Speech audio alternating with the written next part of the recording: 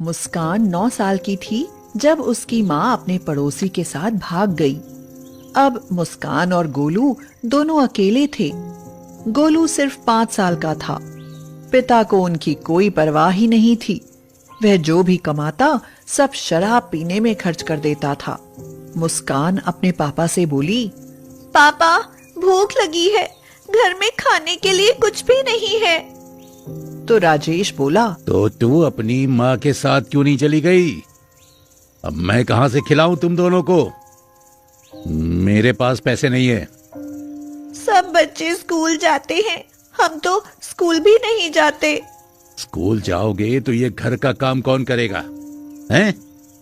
जाओ, बड़ों से कुछ मांग लो, कोई दे देगा खाना। पापा, कब तक इधर उधर से मांग कर खाते रहेंगे? जा, मुझसे जबान मत चला। मुस्कान रोती हुई चली गई। वह 9 साल की बच्ची क्या करे? भूख बर्दाश्त नहीं हुई तो पड़ोस में चली गई और काकी से बोली, काकी, रात का कुछ खाना बचा है तो दे दो। तेरे बाप को तो शराब पीने से फुर्सत नहीं, ऐसे कब तक बासी रोटी खाकर जियोगे? काकी, गोलू को बहुत भूख लगी है, दे दो ना। ये ले, 4 रोटी हैं, 2 तू खा ले और 2 गोलू को खिला देना। और सुन, ये सब्जी भी ले जा, ये बहू बहुत सारा खाना बनाकर रख देती है। मुस्कान खाना पाकर बहुत खुश हुई। एक एक रोटी आप खा लेंगे और एक एक शाम को, बस पेट भर जाएगा। मुस्कान और गोलू के ऐसे ही दिन गुजर रहे थे। किसी समय खाना खाते और किसी समय भूखे ही सो जाते थे। राजेश भी घर में देर रात को आता और आते ही सो जाता था। होली आने वाली थी। सब लोग होली की तैयारी में लगे हुए थे, लेकिन वो दोनों बच्चे सबकी तैयारी देखकर मायूस हो जाते। गोलू कहता, दीदी, हमारी मम्मी होती तो हम भी होली मनाते ना। कहाँ है हमारी मम्मी? तो मुस्कान बोलती, गोलू, वो हमें छोड़कर बासु चाचा के साथ चली गई, उन्हें याद मत किया कर। पापा, सबके घर में पकवान और पकौड़ियाँ बन रही हैं। पापा, हमको भी खानी है। हाँ पापा, मुझे भी रंग और पिचकारी चाहिए, मुझे भी होली खेलनी है। बेटा, मेरी जेब में 20 रुपए हैं, इनमें कुछ ला सकते हो तो ले आओ। पापा, पहले तो पकौड़ी खानी है, 20 रुपए में क्या होगा? राजेश ने वो 20 रुपए भी अपनी जेब में रख लिए और दोस्तों के साथ शराब पीने चला गया और देर रात तक घर नहीं आया। बच्चे देर रात तक इंतजार करते रहे कि किसी के घर खाना बचे तो उन्हें मिल जाए।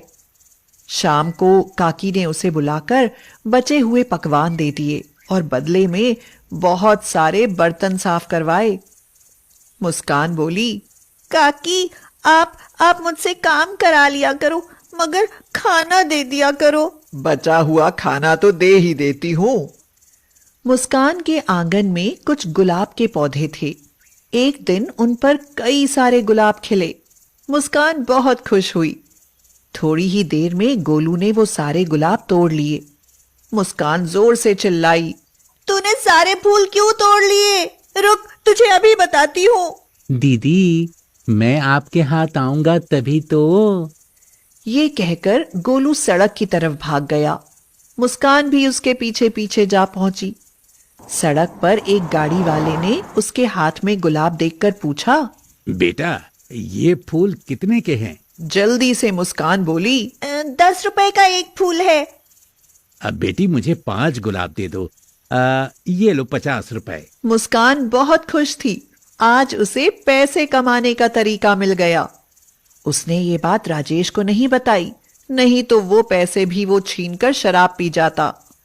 उन पेड़ों पर रोज 5-6 फूल खिल जाते और मुस्कान उन्हें तोड़कर सड़क पर बेच आती। इससे रोज उसे 40-50 रुपए मिल जाते। अब दोनों भाई बहन भर पेट खाना लाकर खा लेते थे। कई दिनों से एक लड़की श्रेया उनसे फूल ले रही थी। एक दिन उसने पूछा, बच्चों, तुम्हारी पढ़ने की उम्र है, फूल क्यों बेचते हो? इस पर मुस्कान बोली, दीदी होली के लिए पैसे जमा करने हैं। तो श्रेया हैरान होकर बोली, होली के लिए? मैं समझी नहीं। दीदी मम्मी हमें छोड़कर किसी के साथ भाग गई। पापा हैं मगर ना के बराबर, दिन रात शराब पीते हैं। होली पर सबके घर पकवान बनते हैं, सब रंग और पिचकारी से खेलते हैं। हमारे पास तो कुछ भी नहीं है, इसलिए फूल बेचने लगी मैं। फूल कहाँ से लाते हो? दीदी घर में कुछ पेड़ हैं गुलाब के। कभी सोचा है कि जब फूल खिलने बंद हो जाएंगे तब क्या करोगे, क्या खाओगे? नहीं दीदी, ये तो कभी सोचा ही नहीं। मैं एक सरकारी स्कूल की टीचर हूँ। तुम कुछ पढ़ना जानती हो? हाँ दीदी, 3री कक्षा तक पढ़ी हूँ, पर जब से मम्मी गई हैं तब से नहीं पढ़ी। घर का काम करना पड़ता है ना।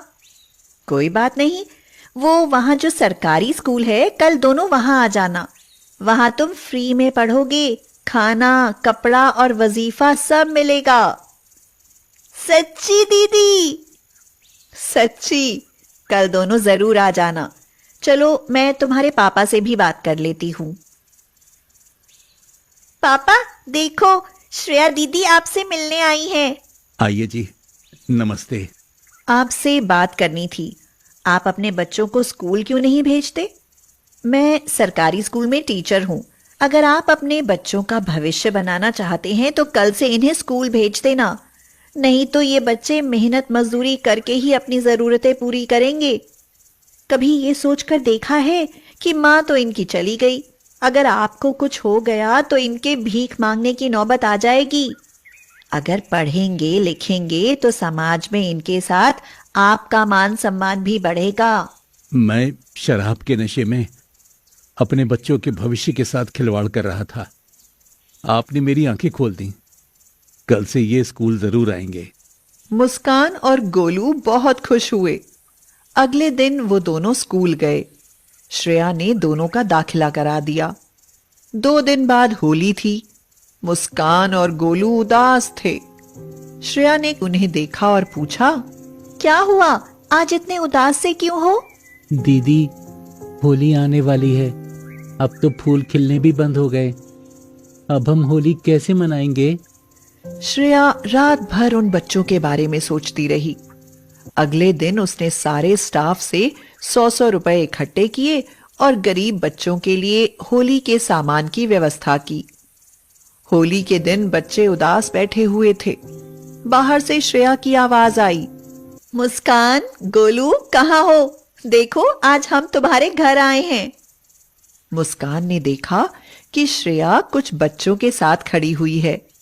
आओ गोलू, ये देखो पिचकारी, रंग, अब तुम सब मिलकर खूब होली खेलो। और मुस्कान, इसमें कुछ खाने का सामान है, पकौड़ियां भी हैं। अब तो खुश हो। राजेश ने शराब छोड़ दी और वह पूरी मेहनत और लगन से काम भी करने लगा। अब मैं बड़ी हो गई हूँ, मैं चाहती हूँ कि पढ़ाई के साथ साथ मैं भी कुछ काम करूँ जिससे मैं आगे पढ़ सकूँ। तुम छोटे छोटे बच्चों को ट्यूशन क्यों नहीं पढ़ाती? उससे तुम्हारा ज्ञान भी बढ़ जाएगा और कुछ पैसे भी मिल जाएंगे। मुस्कान बच्चों को पढ़ाने लगी। उसके पास आसपास के सभी बच्चे आने लगे। मुस्कान ने पढ़ाई पूरी करके बीएड किया और कुछ समय बाद वह भी एक सरकारी टीचर बन गई। एक बार फिर से होली आ गई। गोलू बोला, दीदी, ये इतने सारे पकवान क्यों बना रही हो? तो मुस्कान ने कहा, गोलू, तू भूल गया कि होली के दिन हम पूरे दिन भूखे और उदास रहते थे। मैं चाहती हूँ किसी गरीब बच्चे की होली हमारी तरह ना गुजरे। चल जल्दी मेरी मदद कर, फिर हमें अपने जैसे जरूरतमंद बच्चों के घर जाना है। अरे वाह दीदी, फिर तो मैं भी आपके साथ चलूंगा और फिर खूब अच्छे से होली मनाएंगे। फिर उनकी हर साल इसी तरह होली मनाई जाने लगी।